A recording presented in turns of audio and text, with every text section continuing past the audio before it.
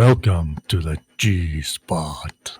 Five, four, three, two, one.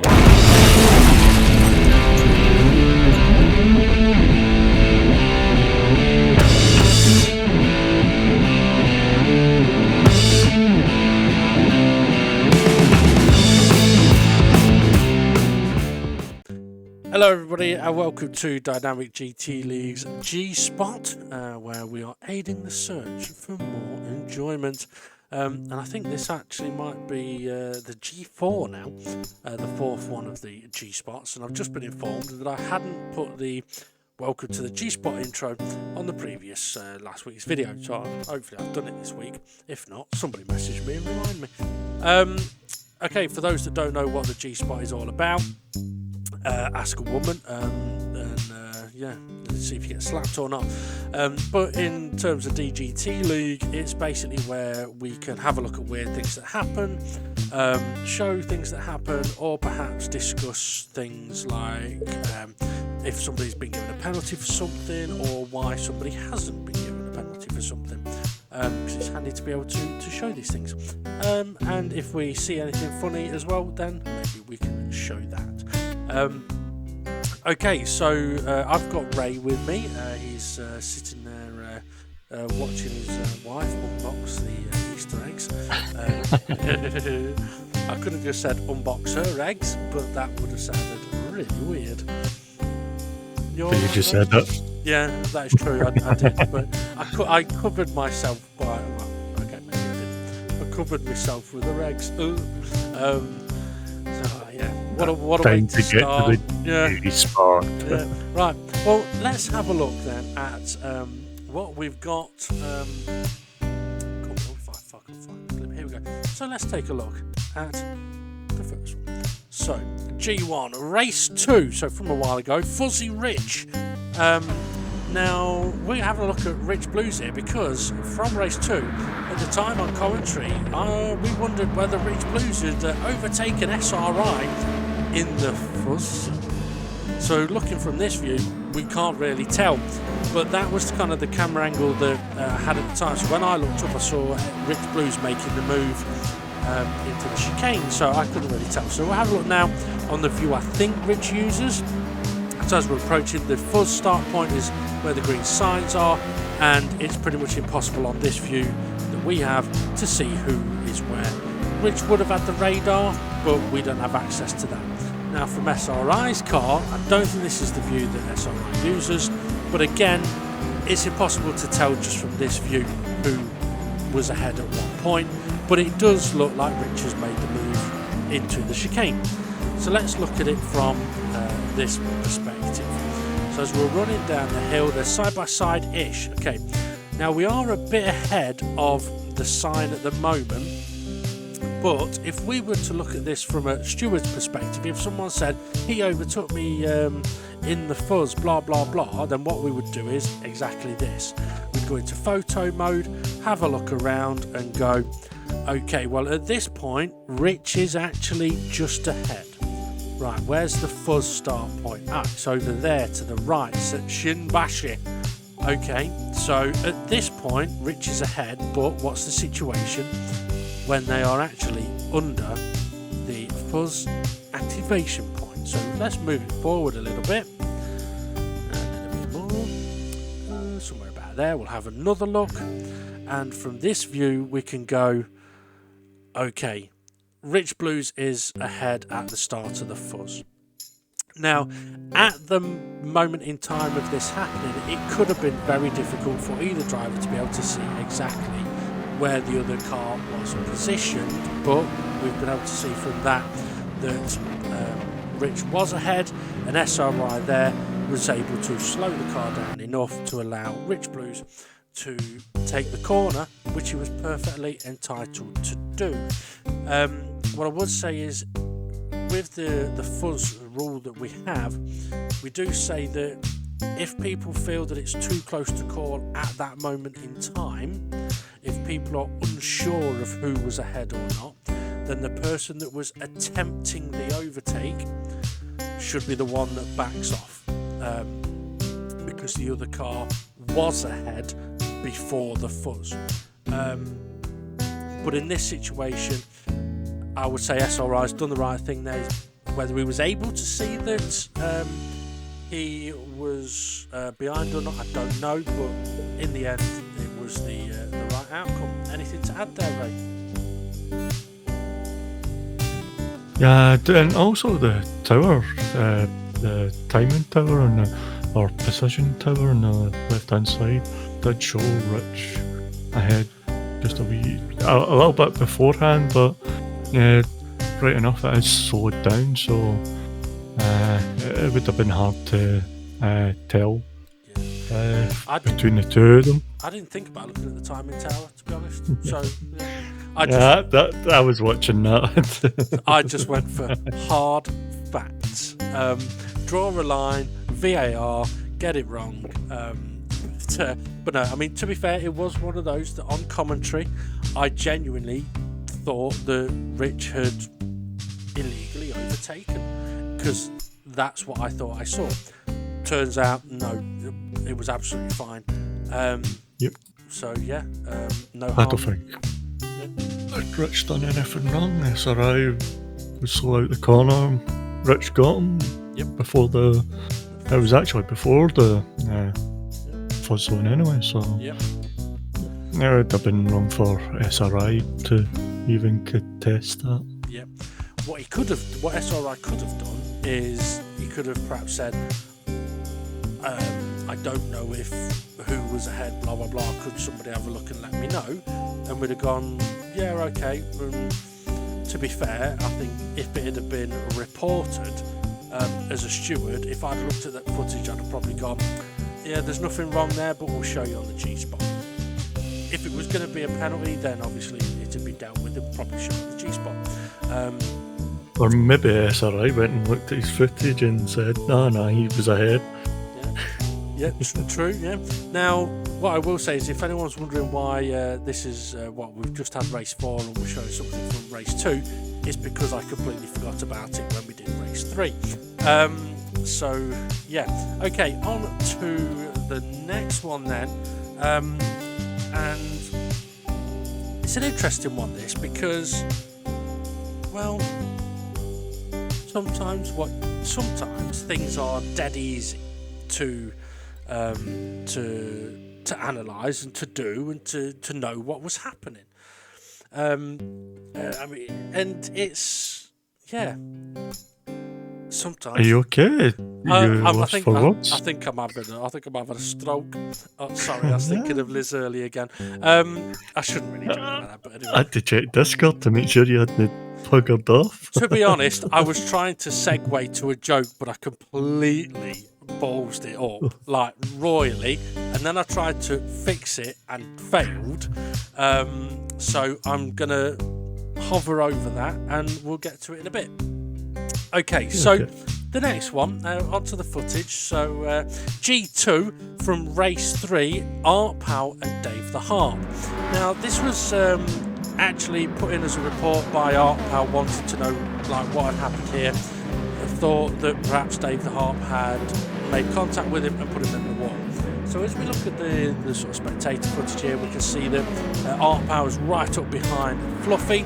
He's dropping back a little bit. Dave the Harp's coming along, and there is a little bit of a touch, and Art Powell does end up in the wall. But it's very difficult to know from that angle exactly what happened. So if we take a look, and there is a lot of footage to look at here, Art Powell is right up behind Fluffy, as we see. Everything's fine now. Fluffy's pulling away. And all of a sudden now Dave the Harp is there.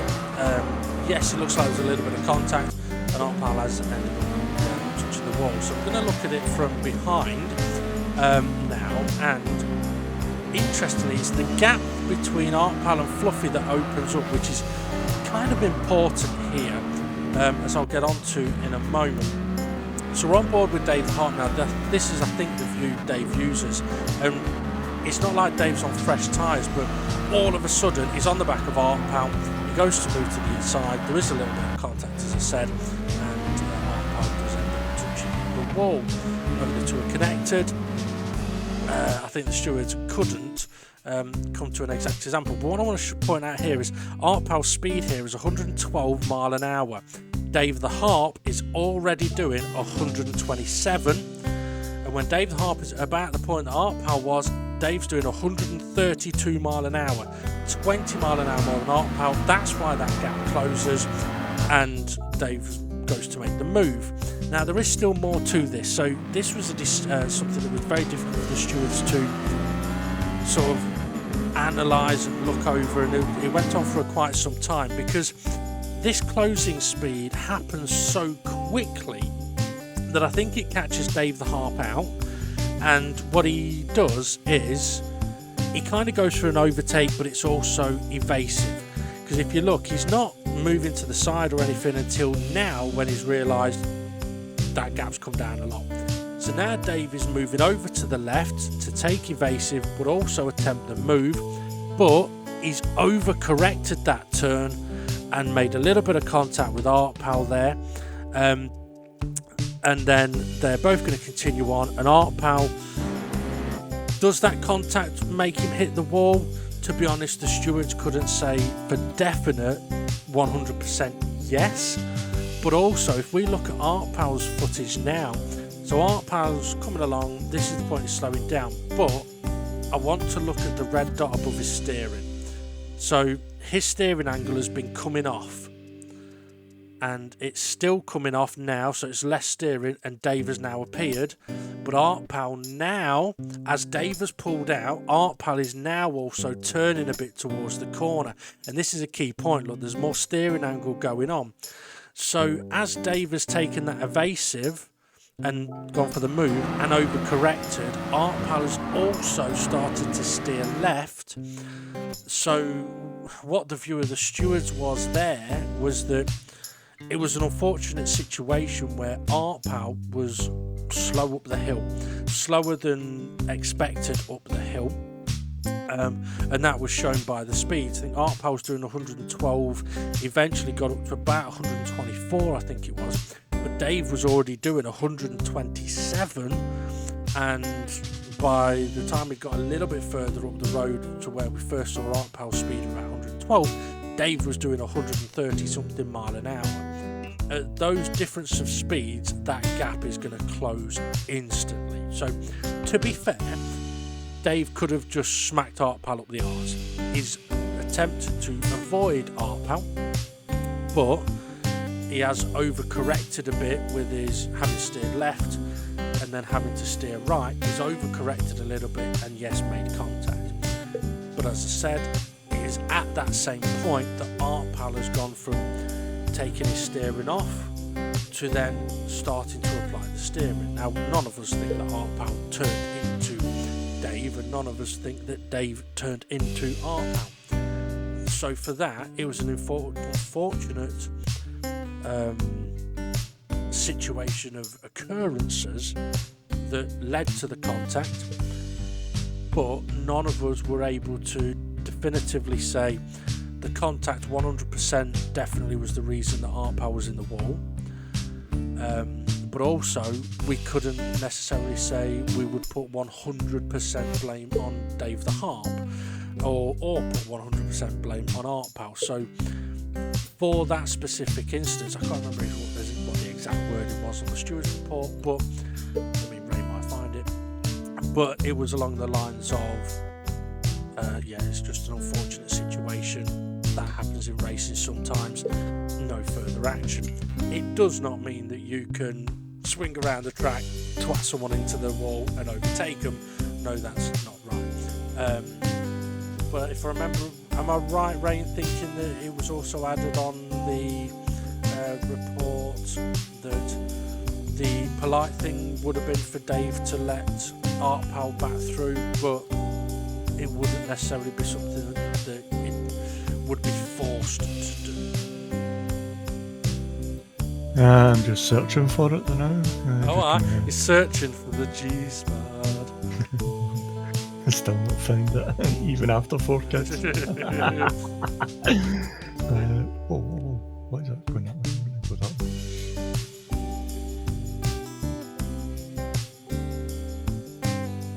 Okay, so what I'm really looking for, I mean, it it does have to be said that not all things that happen in races are worthy of penalties. I mean, one thing I know that me and SGP and others have talked about before is in Formula 1 in the past when they've popped up like incident between car 3 and car 33 is under investigation with the stewards, and then it'll pop up a little later saying no further action, racing incident.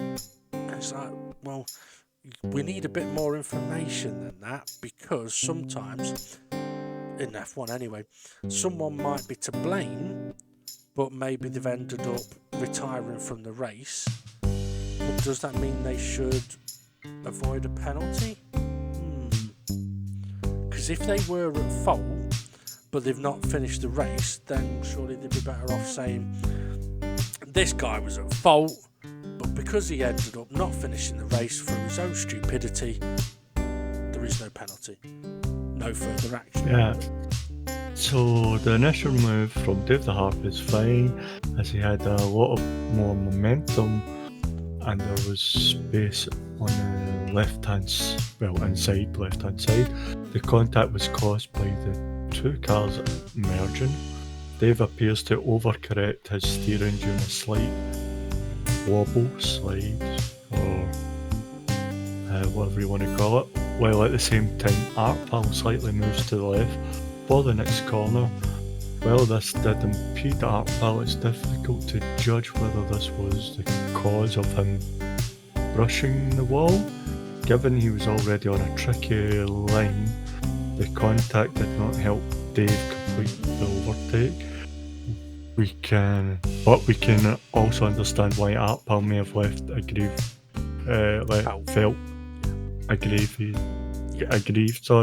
that Dave did not give him the position back. In this instance, we don't think it's enough to warrant a penalty. However, no further action. The incident will be discussed on next week's G-Spot, so there was nothing to say. Yep. Oh yeah, he might have felt aggrieved, but the stewards didn't feel that the position needed to be given back. Yeah, I mean, obviously it'd have been very different. I mean, each incident is different, and it's just in that. Obviously, one of the things as stewards or even admins, what we wouldn't necessarily want is for someone to look at an incident very much like Verstappen and Hamilton. You know, like where it's like, well, Verstappen's allowed to dive bomb up the inside and run somebody off the track, so why can't everybody else? Well,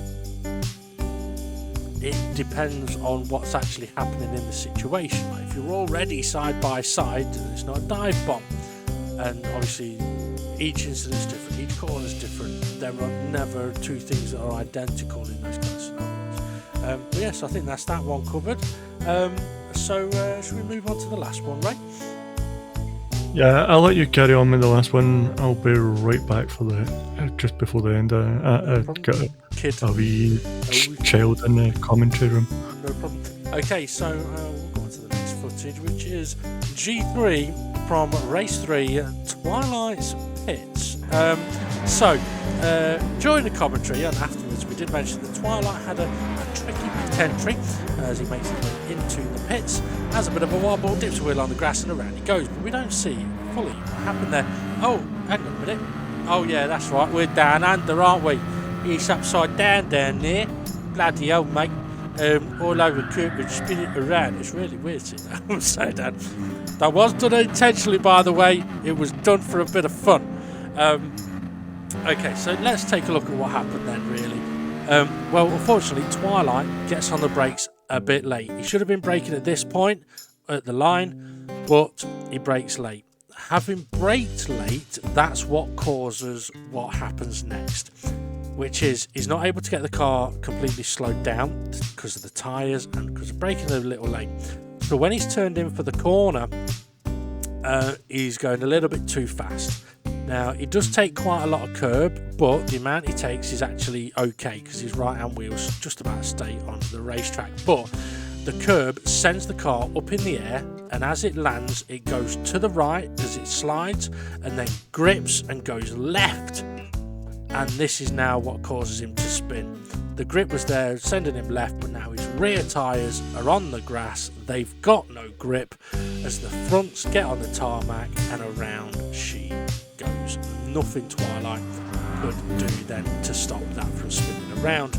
Now, there is the possibility, because Twilight did retire from the race at that point. What's with this video? Why is it upside down? Because it's down under, mate. It's intentional. Yeah, so I was going to say, so Twilight DNF'd. And I think afterwards he believed that he was a lap down. Now, what he may not have been aware of was that we did have a look at it, we did test it. I thought he was there for it actually, but he might not have been. SGP did a few dodgy pit entry tests and it didn't reset him or put him a lap down. What we've noticed is if you get reset, that's when it tends to put you a lap down. If you haven't been reset, then it doesn't put you a lap down. Now, Twilight may have felt that had he tried to get in the pits, it would have reset him and put him a lap down. Or if he had tried to continue on in the race, then it would have reset him and put him a lap down. Unfortunately, in that situation, he probably would have been okay to actually go in the pits, get a new set of tyres and carry on in the race. But I don't blame him at that point for being a bit miffed, a bit frustrated and thinking, you know what, I'm having a bit of a mare, I didn't need that. But he was having a good race up to that point, so it is a bit of a shame, and really we can't take the piss out of him too much because he's just finished second in race 4. But yeah, lesson learned there, Twilight. When Demon R says the breaking point for the pit entry is here, don't try braking after it because you end up facing the wrong way. Right, anything to add, Raymond? Yeah, I think he just messed up his breaking point there. I could see why he'd have thought he was a lap down through previous with Jimmy. But what interesting is, where is the line across the road for the pit? You know what? It's a good point, that, because something. Because I think that is something that activates whether you're going to get reset or not. Yeah. Well, this is the thing. All right, okay. But you having mentioned it has reminded me that I forgot to look into that with the footage. I've had a lot on. Okay, so the line that you're on about is basically the point that the game takes over control of the car. Yeah. Because obviously it differs at different tracks, and we wondered whether that could have an effect on whether you get reset or not. So at Bathurst, this is Bathurst, at Laguna Seca, when Jimmy got reset, he, I believe, ended up sliding into the pit lane either right at or just beyond the point the game takes over. However, here, the game doesn't take over the car until you've gone round the left, gone round the right, gone round the left, and are passing the tyre wall that Twilight crashes into. So you might be onto something here, that because he hasn't passed that line, it hasn't reset him. Yeah, I thought that might have been the case. Yeah, might have to further test it, but yeah. But if he was having a mare of a racing, that just messed it even up more for him. I can understand why he's thought, right, I'm going to be a lap down. Yeah. I'm going to get in the way of other people. It's not up the mountain. It's not a place where you want to be a back marker. Even with a boost. Yeah, because. Well, let's put it this way. I did a race where I started just under one lap down, and in 40 minutes I only just caught the field and overtook a few cars, and that was in 40 minutes. So I think he had about 8-9 minutes left in this race. there's no way he's catching anybody. If he was a lap down, there's no way you're catching anybody. I mean, it's a shame, but it's also, I'm sorry, Twilight, but it's also funny to watch somebody spin trying to get in the pits. But lesson learned for next time. When we race around Bathurst in the Super Bowl. Oh, sorry. Do it? No, we don't. It's a fake spoiler. I'm just winding Twilight up. But yeah, so And just in that case we are. well, that's a good point actually. I don't know if we've confirmed the tracks yet, so if we are, then it's an accidental spoiler. But anyway, right, that's it for the G-Spot this week, Ray. Is there anything that you want to have a look at for next week's G-Spot? Do I want to have a look at? Yeah. Is there anything from today's race that you want to have a look at? I say today's race, from race 4 that you want to have a look at, or any of the viewers want to look at? Well, we've got that one report in. It'd be good to see we've seen similar to Rich and SRI at Tokyo with Damon R and Gary. Oh yeah, good point, yeah. It'd be nice to see that. Anything else? I don't know.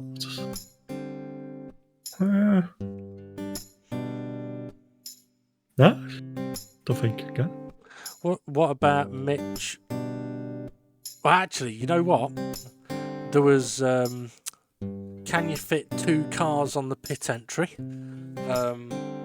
Oh yeah. Well, I've never seen that in the footage. We didn't see it in the footage, no. But we've seen it when we were. So that was Mitch and Demon R. So that's something we can have a look at. Also, perhaps Mitch and Dave the Harp. Obviously, there was the crash in the fuzz zone. That might be an interesting one to have a look at because. Obviously something that we have mentioned, and we mentioned it on the race footage this week, was that yes, there is a start of the fuzz zone, the activation point where you go, right, at this point I am the car that's behind, I need to back off. So we can talk a bit about what a driver should do in that situation, but also at what point would you potentially go for a move. So the one with Mitch and Dave where they're crashing, I think, collected hay. I think that would be a handy one to have a look at as well. So yeah. Also, during the race, I did tell Mitch that he was going to be on the G-Spot next week, so I'm going to make sure that he is. I also mentioned to you off air, Ray, that there was a story that I wanted to tell you, something that I'd remembered that I wanted to tell you that happened today. Right? And this isn't a joke. This is true story, right? Earlier today, there was a part of the day where I was messaging on Facebook this morning, about around 10 o'clock. Right? I was chatting on Facebook a bit. Now, I've had quite a busy day, and literally that was the only time I really had a chance to talk a bit. And the reason for that is because I gave our mum's friend a lift to hospital this morning. And while I was waiting for her, I went to Sainsbury's to go and pick up a birthday present for my mum and a birthday present for my nephew. But when I get to Sainsbury's, because it's early in the morning and I hadn't had my morning shit yet, I walk into Sainsbury's and my stomach goes blah blah blah. And I'm like, oh great, okay, I'm gonna have to go to the loo. I don't like going for a shit in places I've never had a shit before. I don't know why, I'm just not comfortable with it, but I didn't have a choice. So I go into the bathroom, drop the kegs, do the business. I'm sat there, I was probably in there for about 25 minutes to be fair, it was a bad, right? And I'm sat there, I'm messaging on Facebook and all this, and I've sat there, and I'm almost at the point of messaging saying, fucking I got numb legs from having been on the bog for so long in Sainsbury's, blah blah blah. But then I realised, no, you know what, I think I'm done, time to get up and clean. And just as I leant up, I must have been sat on the toilet for so long that an automatic flush washed me balls. Is that your golf balls? No, my balls. Literally, I was like, an inch off the seat as it flushed, and maybe not even about an inch, just lifted off the seat as it flushed, and it just went splashed and all over my butt. I was like, oh my god. So I'm there thinking, why would you have a toilet with an automatic flush, for God's sake? And then I realised it wasn't an automatic flush. What was it? It was one of these waft your hand in front of a sensor ones. But when I'd gone to stand up, it had sensed me arse and fucking flushed. Fuck you. Balls were clean then. I was waiting for the hand dryer or something coming into that there. I'm tempted. But yeah. Oh well. Okay, just before we finish, just want to ask you if you heard about the guy who invented the knock knock joke. He got the Nobel Prize.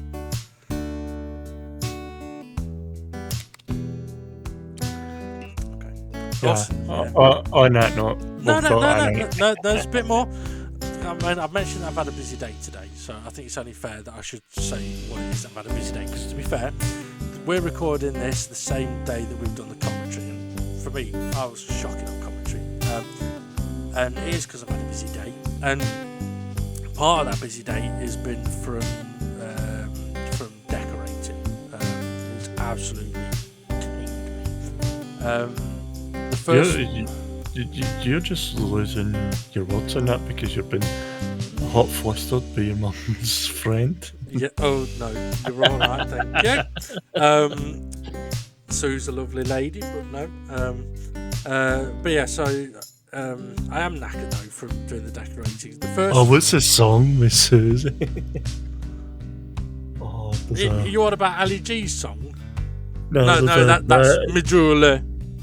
Jive Bunny in Master Mixers or something about. How old are you? Jive Bunny? Yeah. Jesus. Right, are you going to let me finish telling this story that's actually a joke or not? No. Right, so I've been decorated, right? And the first floor is going great. The second floor, though, that's another story. Okay, yeah, it's time to finish. Have a good one, everybody. We'll see you next time. Pick me up, Susie. I'm more into fuck God online. Oh, with the lover man. With the lover. Shibba-dabby. Well, actually, the song I do like is I think I found myself a cheerleader. Good song. Right, have a good one, everybody. We'll see you on the next G-Spot.